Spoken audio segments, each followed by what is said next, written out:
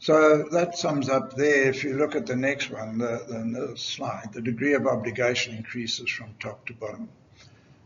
Students need to think carefully about what is assumed about particular statements in terms of modality. The last statement assumes either that the writer is in a position to make a business provide that support, or that the writer has strong support. So let's just go back to that. We can't go back. Or that the writer has strong supporting evidence that allows him to believe the claim to be true. If neither of these assumptions are true, will should only be used as part of a claim in an academic argument. It precedes a condition or qualification.